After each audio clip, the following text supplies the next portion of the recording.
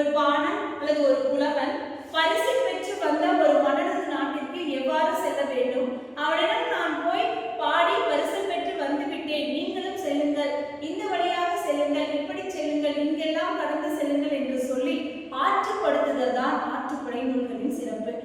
இன்றைய காலகட்டத்தில் நாம் கூகுள் மேப்பை பயன்படுத்தி எங்கு சென்றாலும் சென்று விடுகிறோம், அதை பார்த்துவிட்டு ஆனால் அன்றைய அறிவியல் வளர்ச்சி இல்லாத ஒரு காலகட்டத்தில் சங்க இலக்கியம் இன்றிலிருந்து 2000 ஆண்டுகளுக்கு முன்பு எப்படி மனிதன் அவனுடைய வாழ்க்கை நெறிகளை வழிபடுத்தி இருக்கிறான், ஒருவன் சென்று பரிசு பெற்று வந்த நிலைகளை கூறி அந்த வழிகளில் என்னெல்லாம் இருக்கிறது, எப்படி அந்த வழிகளுக்கு செல்ல வேண்டும் என்ற அன்றைய காலகட்டத்தினுடைய நிலைகளை எடுத்து போது இன்றைய கூகுள் மேப் போன்றவை உருவாவதற்கு அன்றைய சங்ககால மக்களை அடித்தளமிட்டார்கள் என்பதை நாம் அறிய முடிகிறது. அந்த வகையில் ஆற்றுப்படை என்பது வழிபடுத்துதல், வழிகாட்டுதல், ஆற்றுப்படை என்ற பொருளில் ஆற்றுப்படை இலக்கியங்கள் தோன்றின. முதலில் தோன்றிய ஆற்றுப்படை இலக்கியம் என்று பார்க்கும் பொழுது முருகப்பெருமான் மீது நக்கீரர் பாடிய திருமுருக ஆற்றுப்படை என்று சொல்லலாம். முருகப்பெருமான் மீது பக்தி கொண்டு அவன் அருளை பெற்ற நக்கீரர் அத்தகைய அருளை அனைவரும் பெற வேண்டும், அவனுடைய பரவசத்தை அருளை அனைவருக்கும் கிடைக்க வேண்டும் என்ற நிலையில் திருமுருக ஆற்றுப்படை என்ற நூலை சொல்லி முருகப்பெருமான் அருள் பெற அனைவரும் அழைக்கிறார். இந்த ஆற்றுப்படை நூல்களை தாண்டி இருக்கின்ற மீது 4 ஆற்றுப்படை நூல்களுமே புலவர்களை பற்றியது. அதாவது சிறு பாலனையும் பொருணரையும் விரலியரையும் கூத்தரையும் ஆற்றுப்படுத்துவதால் அதே பெயரை கொண்டு ஆற்றுப்படை நூல்கள் 4 அழைக்கப்படுகிறது. பொருணர் ஆற்றுப்படை, சிறுபான் ஆற்றுப்படை, பெரும்பான் ஆற்றுப்படை, கூத்தர் ஆற்றுப்படை. நாம் இப்போது கூத்தர் ஆற்றுப்படையை பற்றி தான் பார்க்க போகிறோம்.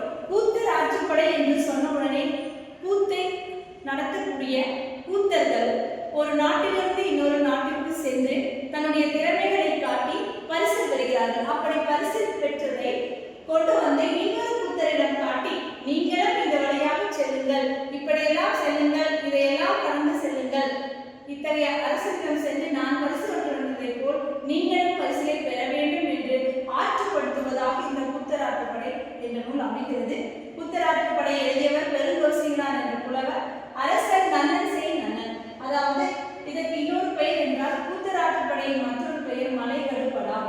மலைபடு கடாம், அதாவது கடாம் என்றால் ஓசை. மலையிலிருந்து அருவி விழுகின்ற ஓசையை கடாம் என்று சிறப்பித்து கூறி மலைகடுபடாம் என்று கூறுவர். இன்னொரு சிலர் என்ன சொல்வார்கள், மலையை யானைக்கு உருவகப்படுத்தி மதநீரை அருவியாக கொண்டு மலைகடுபடாம் என்பது யானையை குறிப்பதாக மலையில் வாழும் நிலையில் மலைகடுபடாம் என்ற பெயர் இதற்கு வந்ததாகவும் கூறுவர். கூத்தராற்றுப்படையின் மறுபெயராக மலைகடுபடாம் என்று நாம் அறிகிறோம். இந்த ஒரு ஆற்றுப்படைக்கு மட்டுமே வேறு பெயர் உண்டு. இவ்வாறாக மக்கள் தங்களை வழிபடுத்துகின்ற நிலைகளை ஆற்றுப்படை இலக்கியங்கள் சொல்லி செல்கின்ற நிலைகளில் தமிழரின் வாழ்க்கை வரலாறு, அவங்களுடைய வாழ்வியல் முறைகள், பழக்க வழக்கங்கள், கூத்தரும் விரலியரும் பாடலும் எவ்வாறு பாடல்களை பாடி மனநது கொடை, புகழ், வல்லமை தன்மை போன்றவைகளை எல்லாம் இந்த ஆற்றுப்படை நூல்கள் இன்று வரை நமக்கு பறைசாற்றிக் கொண்டிருக்கின்றன. மனித வாழ்க்கையில் பலவிதமான நிலைகளிலும் மற்றவர்களை பற்றி சிந்திக்கின்ற சிந்தனை சங்க இலக்கிய காலத்தில் மட்டுமல்ல, ஒவ்வொரு காலத்திலும் மனிதனிடம் குடிகொண்டுதான் இருக்கிறது என்பதை இந்த ஆற்றுப்படை இலக்கியங்கள் விளக்குகின்றன.